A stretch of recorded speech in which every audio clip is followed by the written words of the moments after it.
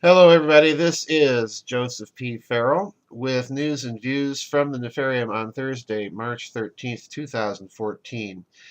And I had originally wanted to talk or say something because I have a lot of thoughts about the unfortunate incident with Malaysia Air Flight 370 from Kuala Lumpur to Beijing. And to be quite frank with you, my thoughts on that have become, I think, bizarre because the situation's bizarre. Um, I don't want to say any more as to why I think this, because I do want at some future point, most likely in the members area on the website, to talk about Malaysia Air Flight 370 in some detail.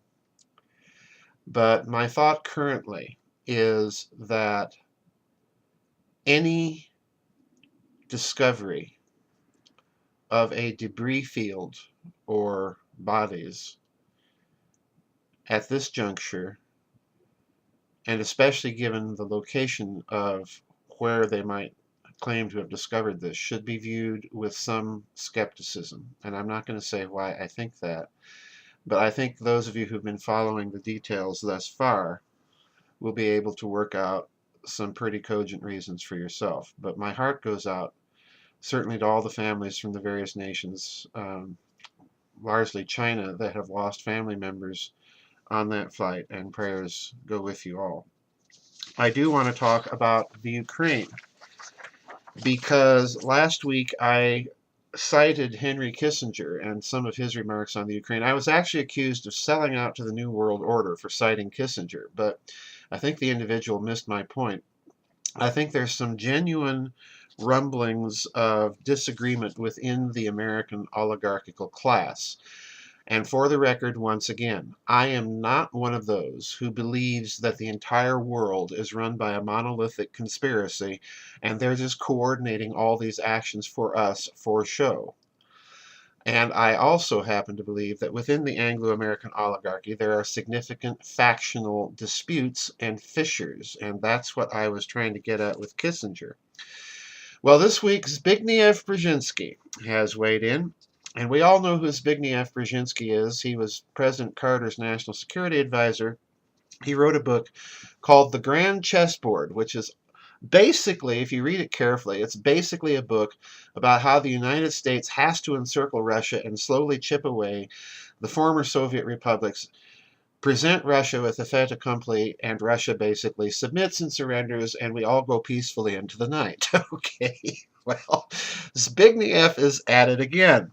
He gave an interview this last week for a European outlet, which I'll link on this video, and he said this, quote, "We ought to convey to the Russians that if they are serious in having a cooperative relationship with the Ukraine, though not 100% on their terms, we are also willing to accommodate because we don't want a monopolistic relationship with the Ukraine. The country needs help, the country needs stabilization, and both we and the Russians can cooperate in doing that. At the same time, we can assure the Russians that it is not our objective to seduce the Ukraine into NATO, which the Russians might view as a military threat." And I can assure you, Zbigniew, your use of the subjunctive might there is, as you know, totally nonsense, because the Russians would view it as a military threat. That's what all of this is about. And incidentally, a large percentage of Ukrainians, he says, don't want to be in NATO, while they do want to be independent. So it's quite consistent with political reality. But at the same time, we have to convey to him very quietly, not in a fashion that humiliates him, that if he is not inclined to accommodate, or if he is even inclined to go farther and threaten the Ukraine, there will be consequences. If the Russians refuse to accommodate in the Crimea, I guarantee you the vast majority of Ukrainians who are not anti-Russians now will turn anti-Russian, unquote. And I suspect that you read that much like I do. It's either a bit of backpedaling hypocrisy because they realize that the Ukrainian gamble is in danger of falling apart, and that Russia very well may succeed in carving away the eastern Ukraine back into the Russian Federation, which incidentally, historically, folks, most people don't realize this, but the Crimea and the eastern Ukraine were put into the province of the Ukraine, the Ukrainian Socialist Republic, by Nikita Khrushchev, who was from the Ukraine. All right. So the eastern Ukraine and the Crimea were part of Russia. They were not part of the Ukraine up until very recently in 1950, I think at 54 it was. So Putin will have grounds to claim that they are readjusting decisions of the former hated communist regime.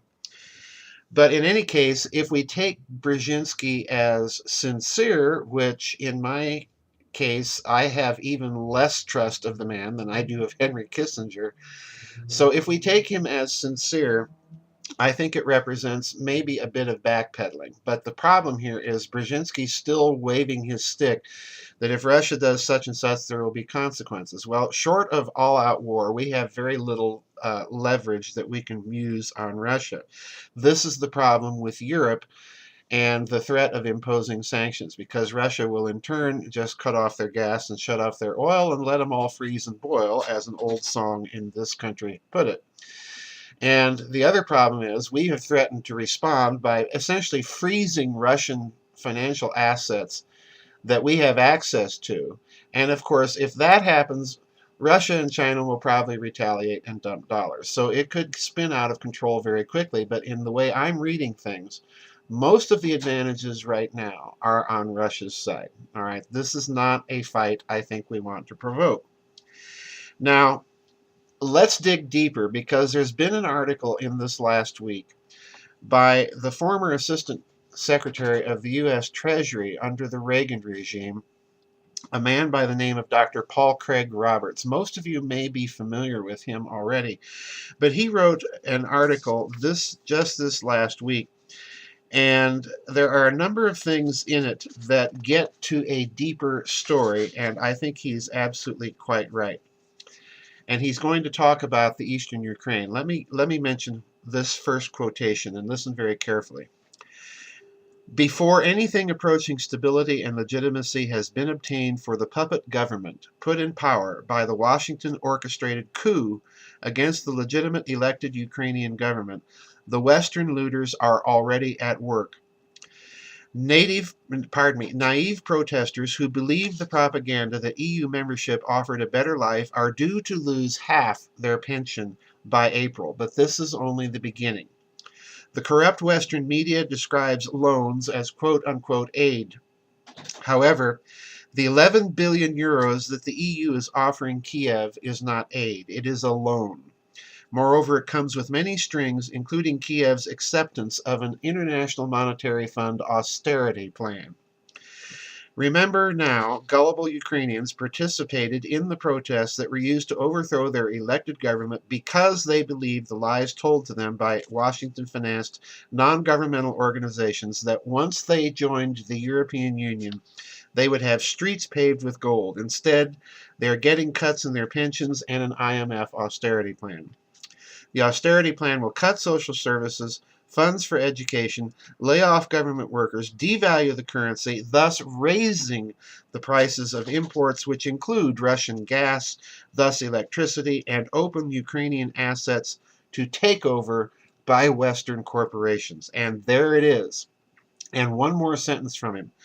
Ukraine's agricultural lands will pass into the hands of American agribusiness, and you know who that means. All right. Now, one more thing. He talks about the eastern Ukraine and points out that thus far Washington, quote, realizing its incompetence, has lost the Crimea, had its Kiev stooges appoint Ukrainian oligarchs against whom the maiden protests were partly directed to governing positions in eastern Ukrainian cities. These oligarchs will have their own private militias in addition to the police, hear that? Stormtroopers, and any Ukrainian military units that are still functioning. The leaders of the protesting Russians are being arrested and disappeared. Washington and its European Union puppets who proclaim their support for self-determination are only for self-determination when it can be orchestrated in their favor. Therefore, Washington is busy at work suppressing self-determination in the eastern Ukraine. This is a dilemma for Putin. His low-key approach has allowed Washington to seize the initiative in the eastern Ukraine. The oligarchs, Taruta and Kolomoisky, have been put in power in Donetsk and Dnipropetrovsk and are carrying out arrests of Russians and committing unspeakable crimes, but you will never hear it from the U.S. prostitutes. Washington's strategy is to arrest and deep six the leaders of the secessionists so there are no authorities to request Putin's intervention. If Putin has drones, he has and he does, he has the option of taking out Taruta and Kolomoisky. If Putin lets Washington retain the Russian provinces of the eastern Ukraine, he will have demonstrated a weakness that Washington will exploit. Washington will exploit the weakness to the point that Washington forces Putin to war. The war will be nuclear, unquote. Now, I don't think it's as bad as all of that. I don't see nuclear war coming out of this, but I don't see any situation in which Washington is going to be able unilaterally to impose its will in that region of the world. No way. And I've been saying all along, folks, we are watching a drama, pardon me, where through various proxies, the West is attempting to orchestrate events on the periphery of the old Soviet Union. All right? I have been predicting, and I will make the prediction again, that covert operations are a game that two people can play. In other words, what we are doing now and have been doing from Libya all the way through the arch of the Middle East on up into Georgia, South Ossetia, and now the Ukraine, that the game that we have been playing can be played by Russia and China and Brazil, if they should be so inclined, and India and anybody else that has a beef with the United States. And I suspect that analyses such as Dr. Roberts, where the response is always measured in conventional terms, are perhaps missing part of the point. And that's what I think the danger is here. We could find ourselves within the next 2 to 3 years in an increasingly covert operations world, where each major power is attempting to orchestrate events domestically or on the periphery of another major power via covert operations. This is exactly what I suspect will happen as long as we keep meddling. As far as I'm concerned, the rational solution at this point would be to allow the predominantly Russian part of the eastern Ukraine to go with Russia, and the West can have the Ukraine. But the real problem is nobody is really paying attention to what the Ukrainians want. We've had radical elements on the left and the right in the Ukraine, proxies trying to drive the agenda, and we've had legitimate protesters, and no one really is taking care or paying attention to them. But Roberts is correct in that the Ukraine has been set up for looting. And here is an article, and I want to read this to you because I think this gets perhaps to part of the deep politics, or to use the phrase deep geopolitics, that might be in play here. Did the Ukraine, this is from King World News, did the Ukraine just airlift its entire gold hoard to the U.S.?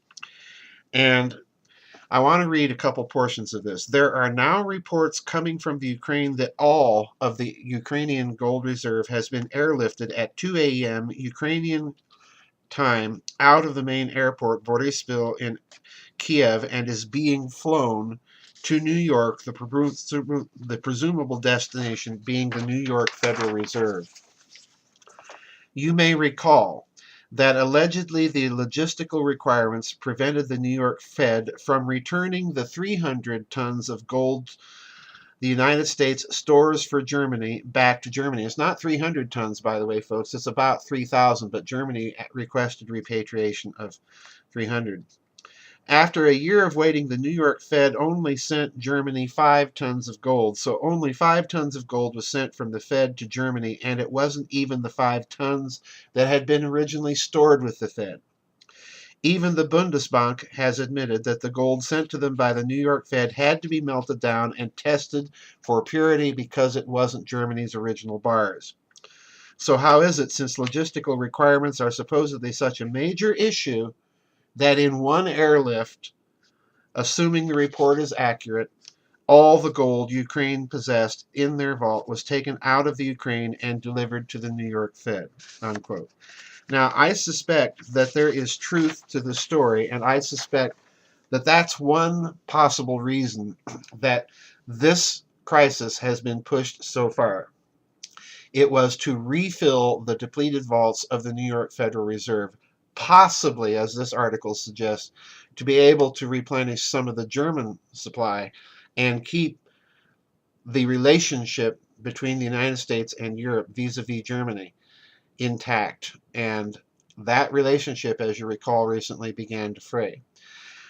I do think it's possible we are looking at a much larger financial agenda, and I do think Mr. Putin in Moscow absolutely knows that this is the case and knows what is at stake. Don't expect Mr. Brzezinski, Mr. Kissinger, do not expect Mr. Putin to back down on this. You'd better be prepared to go to the wall, because I think Mr. Putin is. And remember, he's got some powerful backing. So I would urge more caution and a genuine spirit of cooperation. And let's be honest, folks, if you were Vladimir Putin, would you want to sit down to any American leader being advised by Henry Kissinger or Zbigniew Brzezinski, or even any of their cutouts? And the answer is no. This is the problem right now that the U.S. is in. It has squandered what moral capital it has had in the world by invading, meddling, covert operations, bombing, and all of the stuff that has been done, especially in the wake of 9/11. So I think a radical sea change has to be understood as necessary within American foreign policy, or we are on a collision course with very, very bad things. Anyway, sorry to end it on such a gloomy note, folks, but that is the news and views for Thursday, March 13th. From the Nefarium, this is Joseph P. Farrell. God bless everybody, and I'll see you on the flip side.